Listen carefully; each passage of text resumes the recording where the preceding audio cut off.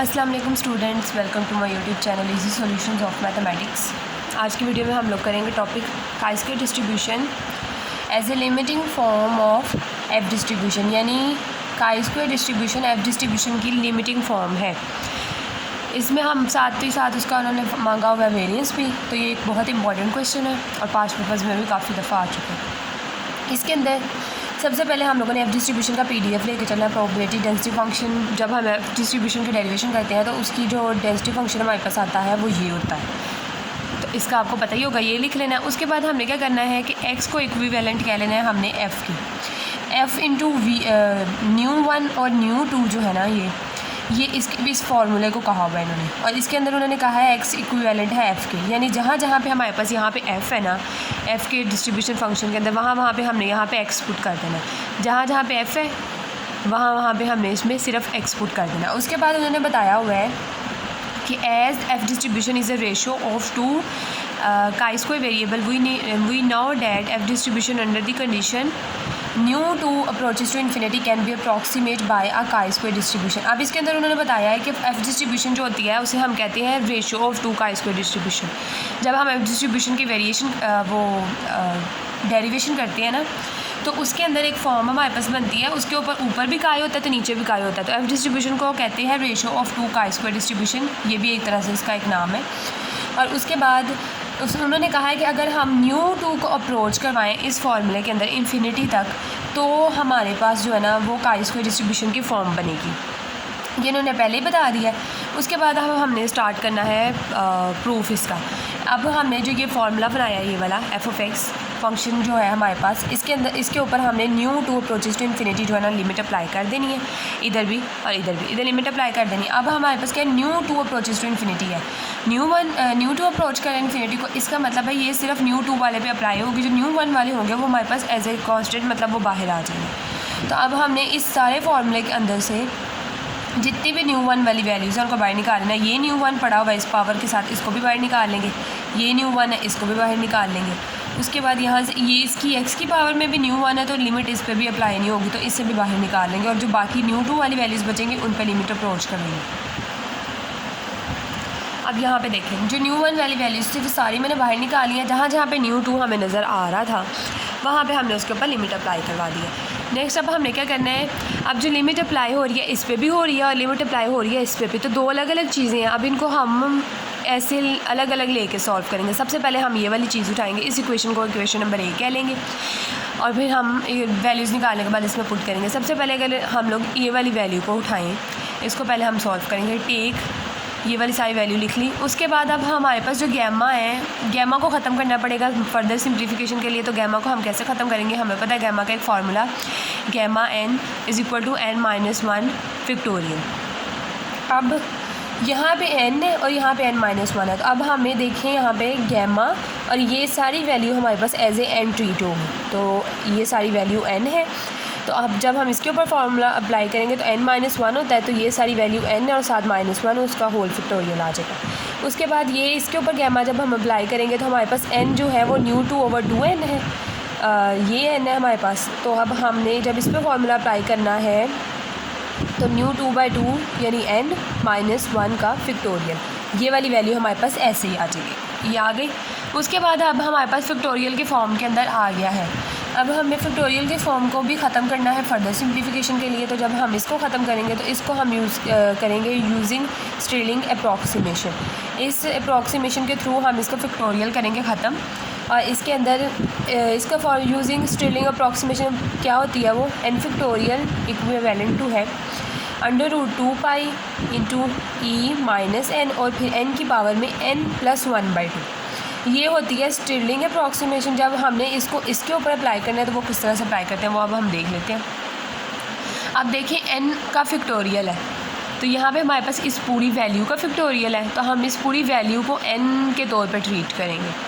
तो पहले क्या करते हैं, √2 पाई लिख लेंगे। उसके बाद क्या होता है, e की पावर -n, तो e की पावर माइनस, और यहाँ पे n की जगह पे पूरी वैल्यू ये पड़ी हुई है, तो ये पूरी वैल्यू इसकी पावर में आ जाएगी -n। उसके बाद n आएगा, ये पूरा n लिख दिया हमने। उसके बाद उसकी पावर में n +1/2।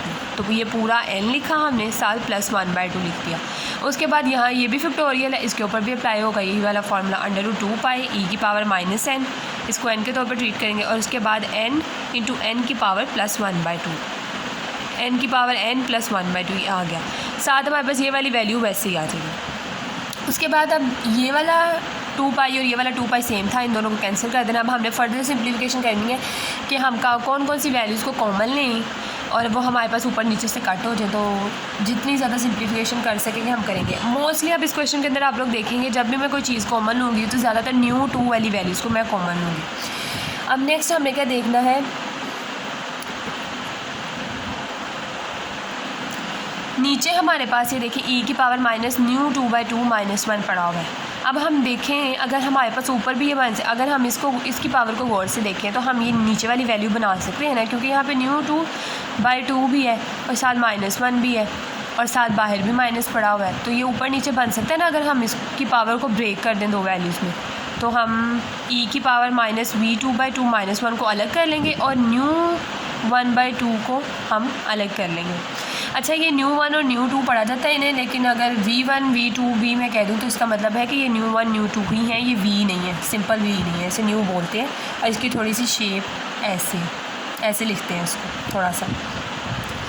उसके बाद अब हमने इसकी जब वैल्यूज़ को ब्रेक कर लिया है तो अगर बेस सेम हो पावर्स को ऐड करें तो दोबारा से यही वैल्यू बन जाएगी। लेकिन अब हमने इसको ब्रेक किया है, इसको इस तरह से लिख लिया, उसके साथ e⁻−1/2 जो है वो साथ वैसे ही आ जाएगा। उसके साथ बाकी सारी वैल्यूज़ ऐसे ही आ गई। अब ये ऊपर नीचे की वैल्यू सेम हो गई थी, इसको भी कैंसिल कर दिया। अब हमने फर्दर और देखना है कि क्या हम लोग कॉमन लेंगे तो हमारी वैल्यू कैंसिल होगी। अब कटिंग करने के बाद जो हमारे पास सारी वैल्यू बची है वो ये सारी है। अब हमने जो ये 2 है ना, इसको यहाँ पे एलसीएम लेके तो नीचे मल्टीप्लाई करके सिंपल इस स्टेप के अंदर इस वाले 2 को भी इस तरह एलसीएम लेके तो नीचे आ गया पूरे होल। अब हमने क्या करना है, अब हमने करना ये है कि हम देखें यहाँ पे √2 और उसके साथ √1/2 पड़ा हुआ है। तो अब हमने कोशिश करनी है ऊपर से भी हम लोग √2 की वैल्यू निकाल लें बाहर और इनको हम आपस में कैंसिल ही कर दें। अब यहाँ से अगर हम √2 की वैल्यू कॉमन लें तो साथ डिवीजन में हमारे पास 2 भी पड़ा हुआ है, तो √2/2 को कॉमन लेना पड़ेगा क्योंकि √2 के साथ 2 भी डिवाइड हो रहा है। तो यहाँ से अगर हम √2/2 को कॉमन लें, √2/2, तो यहाँ पे हमारे पास आएगा √1 - 2/2 साथ +1। अच्छा, अब ये स्टेप मैं आपको अलग से करके दिखाती हूँ कि ये वैल्यूज़ को कॉमन किस तरह से लिया है। और ये जो पावर्स है ना, ये पीछे मैंने बताया नहीं, दोबारा देख लें। ये जो है ना, ये -1 था और ये +1/2 है, इनको सिंप्लीफाई कर लिया। तो जब यानी -1 में से +1/2 को निकाला है तो -1/2 आ गया। तो ये पावर्स को ना सिंप्लीफाई किया हुआ है आगे करके, ये वाली फॉर्म आती है पावर की। मैंने कहा कोई कंफ्यूज ना हो जाए इस चीज़ में। अब यहाँ से हमने √2/2 को इस वाली वैल्यू में से हमने कॉमन निकाला है। तो वो कॉमन हम किस तरह निकालेंगे √2/2 को? सबसे पहले हम इसको अलग कर लेंगे ताकि आराम से कॉमन ले सकें। √1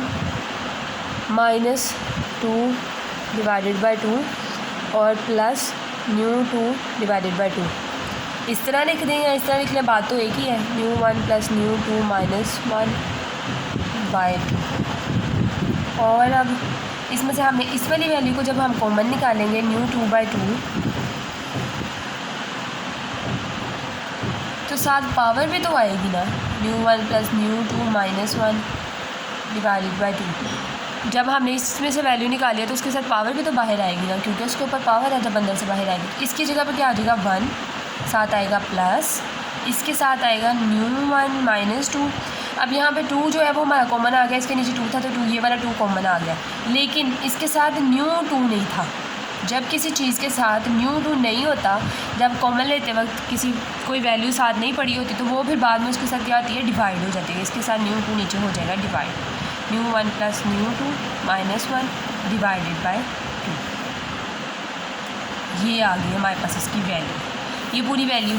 और यही वैल्यू यहाँ पे मैंने लिखी हुई है, तो आप लोगों को समझ आ गई होगी। आप सेम इसी तरह से ना हमने यहाँ पे जो √2 था यहाँ इसमें से कॉमन निकाल लिया। जब इसमें से हमने √2 कॉमन निकालना है तो देखिए न्यू 2/2 जो है वो कॉमन आ जाएगा, उसकी जगह पे 1 आ जाएगा, साथ माइनस, तो 2 के नीचे सिर्फ 2 था, तो 2 तो कॉमन आ गया, लेकिन न्यू 2 नहीं था यहाँ पे, तो न्यू 2 इसके साथ नीचे डिवाइड हो जाएगा, साथ न्यू 2 माइनस 1/2 जो है इसकी आ जाएगी पावर। और अब एक और चीज़ देखें, यहाँ पे सिर्फ न्यू 2 है, न्यू 2 पड़ा हुआ है। अब हमें नीचे डिवाइडेड बाय 2 भी चाहिए, क्योंकि देखिए ऊपर जो पावर है वो हमारी कंप्लीट तो नहीं हो रही ना, तो नीचे हमें कॉमन करके इनको इकट्ठा करके तो कैंसिल करना है। तो हम साथ नीचे 2 की पावर न्यू 1/2 से मल्टीप्लाई और न्यू की पावर 2 1/2 से हम डिवाइड करवा देंगे। जो डिवाइड वाली वैल्यू होगी वो इसके साथ नीचे होल में लिख देंगे और दूसरी वैल्यू साथ वैसे ही लिख देंगे। इसे मल्टीप्लाई और डिवाइड करवा दिया, उसके बाद ये दोनों वैल्यू सेम हो गई हैं। बेस सेम हो तो पावर्स ऐड हो जाती हैं, जब बेस सेम है तो दोनों की पावर्स को जब ऐड किया तो new 1 plus new 2 minus divided by 2 आ गया। बिल्कुल उसी तरह ये वाली वैल्यू और ये इनकी नीचे वाली दोनों वैल्यूज़ की पावर्स को ऐड किया तो दोनों वैल्यूज सेम हो गए, दोनों को कैंसिल कर दिया। उसके बाद जो हमारे पास सिंप्लीफाइड फॉर्म बची है वो ये। अब सिंपली यहाँ पे मैंने ये कैंसिल करने के बाद जो हमारे पास वैल्यूज़ बची हैं उनको मैंने लिख दिया। अब ये वाली वैल्यूज़ बची हैं, अब इनको हमने फर्दर सॉल्व करना है। अब नेक्स्ट हमें ये लिमिट भी इसके ऊपर अप्लाई होनी है, क्योंकि जो हमने पीछे इक्वेशन पढ़ी थी ये वाली, जब इसके अंदर हमने इस पर भी लिमिट अप्लाई हो रही है, इस पर भी लिमिट अप्लाई हो रही है, तो लिमिट अप्लाई करने के बाद जो आंसर आता है उसके बाद हम इसे सॉल्व करें। लिमिट अप्लाई करेंगे, न्यू 2 अप्रोचेस टू इन्फिनिटी आ गया, इधर भी। जब इसके ऊपर हम पूरे पे लिमिट अप्लाई करेंगे तो अब हमने लिमिट ऐसे ही अप्लाई नहीं कर देनी, अब हमने इसकी कोई फॉर्म्स बनानी है ताकि जो बन सकें। अब इसकी देखें अगर हम ध्यान से, तो ये न्यू 1/2 है, ये भी न्यू 1/2 है, तो जब लिमिट अप्लाई होगी तो वो तो न्यू 2 पे होगी, तो इसलिए ये दोनों वैसी वैल्यूज़ बाहर आ गई, तो ये वाली वैल्यूज़ जो है हमारे पास बचेंगी। अब हम इसकी भी पावर काफ़ी बड़ी सी पड़ी हुई है, तो अब हम इसको भी करेंगे ब्रेक। न्यू 2 वाली पावर जो है अब हम उसको अलग कर लेंगे और जो न्यू 1 वाली पावर है ना उसको हम कर लेंगे अलग। तो न्यू 1 माइनस 1 डिवाइडेड बाय 2 ये आ गया अलग से, और न्यू 2/2 जो है ये अलग से आ गया। उसके बाद यहाँ से भी हम जो है ना न्यू 2/2 वाली वैल्यू को अलग कर लेंगे और माइनस 1/2 को अलग कर लेंगे। अब ये अलग क्यों कर रहे हैं ये आगे जाके मैं बताती हूँ आपको।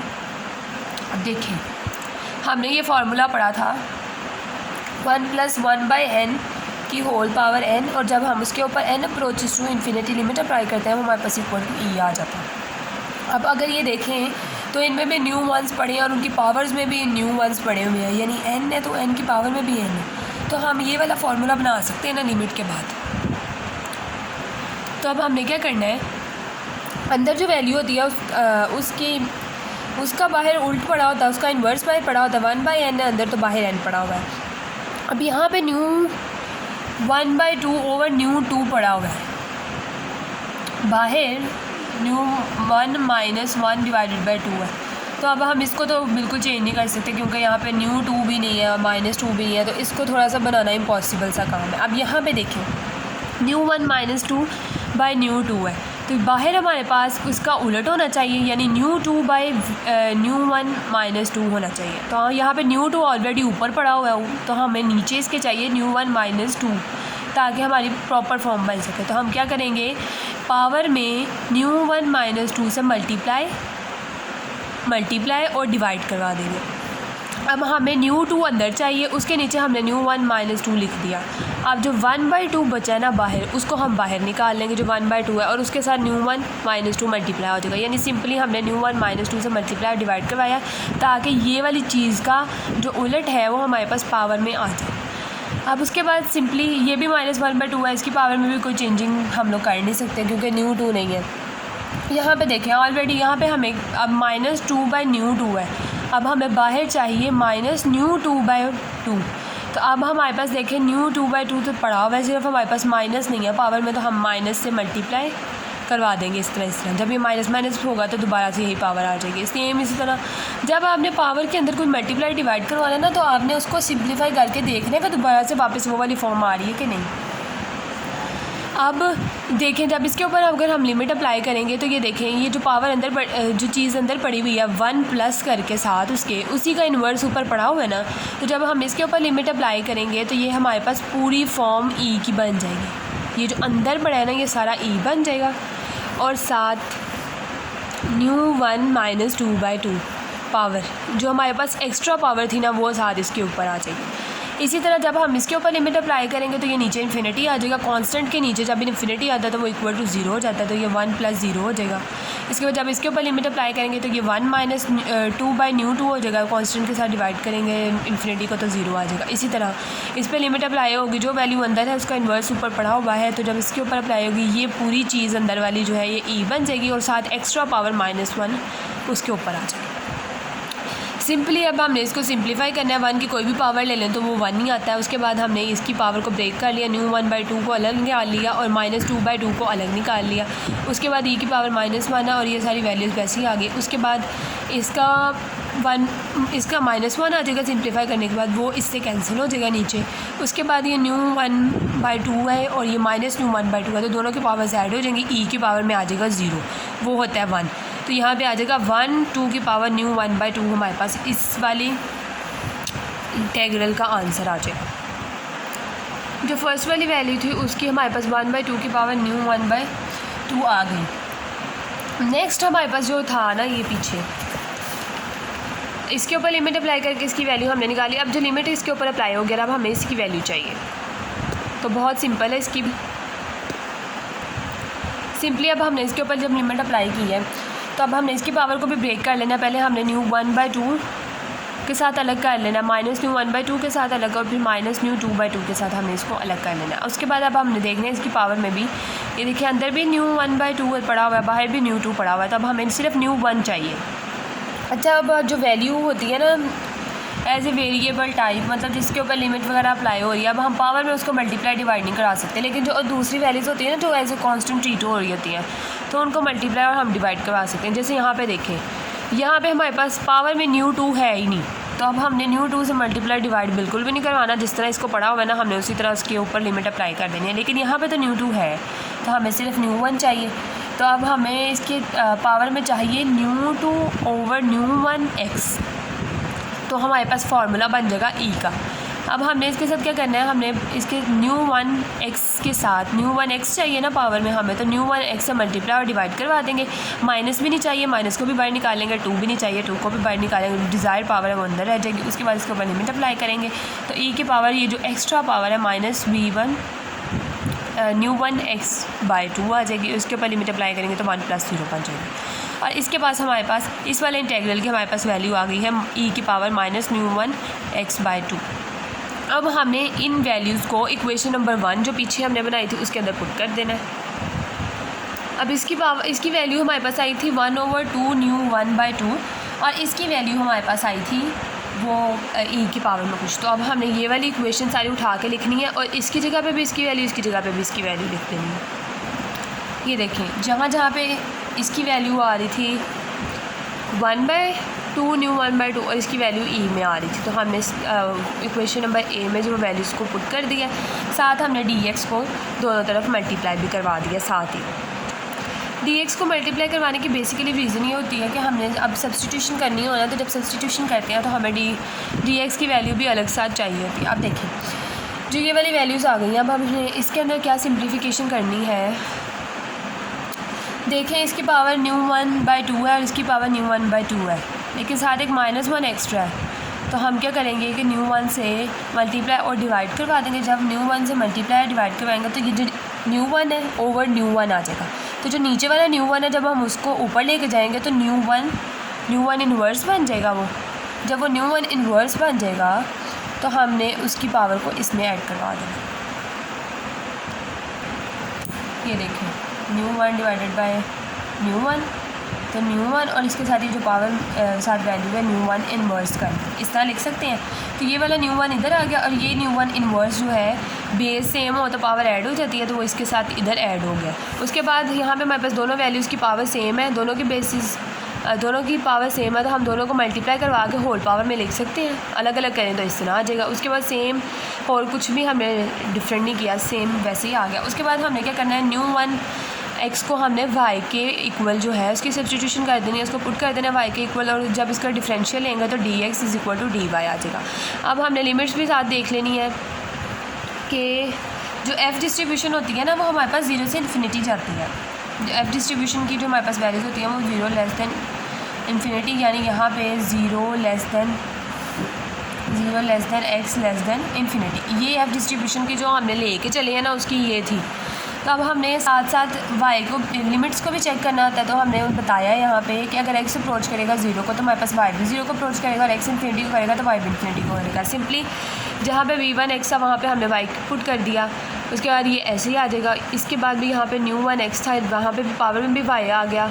उसके बाद हमारे पास जो dx है ना, dx की वैल्यू हमारे पास यहाँ पे क्या आएगी, ये इधर मल्टीप्लाई हो रहा है, इधर जाकर डिवाइड हो जाएगा। तो dy ओवर new1 जो है वो dx की वैल्यू आ जाएगी, वो यहाँ पे लिख दिया। जो new1 है वो इस new1 से कैंसिल हो जाएगा। उसके बाद हमारे पास जो सिंप्लीफाइड फॉर्म बचेगी वो ये होगी, ये वाली। अब साथ हमने बताया हुआ कि new1 डिग्री ऑफ फ्रीडम है। अब देखें ये जो फॉर्म बनी है ये हमारे पास काई स्क्वायर की फॉर्म है। ये देखें, अब जो हमारे पास काई स्क्वायर का PDF होता है वो ये होता है। ये थोड़ा सा ना पेन की वजह से थोड़ा सा नीट नहीं लग रहा है, लेकिन ये देखें F of chi square is equal to 1/2 n की पावर n/2। और अगर हम इन दोनों को कंपेयर करें तो बिल्कुल सेम है, 2 की पावर। अब ये जो PDF होता है ना इसको हम कहते हैं काई स्क्वायर की पावर n, यानी काई स्क्वायर की सॉरी पावर नहीं है, उसके साथ आप छोटा सा n लिख दें, n डिग्री ऑफ फ्रीडम होता है। तो यहाँ पे देखिए 1/2 n/2, तो यहाँ पे n की जगह new1 है हमारे पास 2 new1/2, और इसके साथ ये देखिए n/2 है, यहाँ पे new1/2 है। इसकी पावर में काई स्क्वायर बाई 2 है तो यहाँ पे y/2 है। यहाँ पे काई स्क्वायर की जगह y है ना, यहाँ पे काई स्क्वायर की पावर n/2 -1 है, और यहाँ पे y की पावर new1 2 बाई -1 है। अब इन दोनों को अगर हम कंपेयर करें तो बिल्कुल हमारे पास ये काई स्क्वायर का फार्मूला बन जाता है काई स्क्वायर new1, यानी यहाँ पे डिग्री ऑफ फ्रीडम हमारे पास new1 बन रहा है। और अगर हम ये देखें तो उन्होंने कहा है कि y जो है वो इक्विवेलेंट टू है काई स्क्वायर new1 के। तो ये हमारे पास जो है वो एफ डिस्ट्रीब्यूशन की फॉर्म जो है वो काई स्क्वायर तक पहुँच गए हम। अब एफ डिस्ट्रीब्यूशन की फॉर्म जो है वो काई पे अप्रोच हमारी तो कर ली है, लेकिन अब हमने क्या करना है, हमने वेरिएंस भी बताना है। Variance of chi square n होता है हमारे पास 2n, लेकिन अब variance of chi square new1 हमारे पास आ गई है एंड पे वैल्यू। अब हमारे पास वैल्यू जो new1 में आई है तो हम जो n होगा उसकी जगह पे हम सिंपली new1 पुट कर देंगे। तो इसमें हम नीचे लिख देंगे कि y defines chi square distribution, यानी ये जो y है ये काई स्क्वायर डिस्ट्रीब्यूशन की फॉर्म आ गई है। तो ये था हमारा प्रूफ। उम्मीद है आप लोगों को समझ आई होगी। कोई क्वेश्चन है तो आप कमेंट सेक्शन में पूछ सकते हैं। उसके अलावा हम काई स्क्वायर डिस्ट्रीब्यूशन के दूसरे प्रूफ और उसके अलावा दूसरी डिस्ट्रीब्यूशंस नेक्स्ट वीडियो में इंशाल्लाह मैं आपको करवाऊंगी। अगर आपने मेरा चैनल अभी तक सब्सक्राइब नहीं किया तो प्लीज़ मेरे चैनल को सब्सक्राइब ज़रूर करें और मेरी वीडियो को लाइक करना मत भूलिएगा। Thank you so much.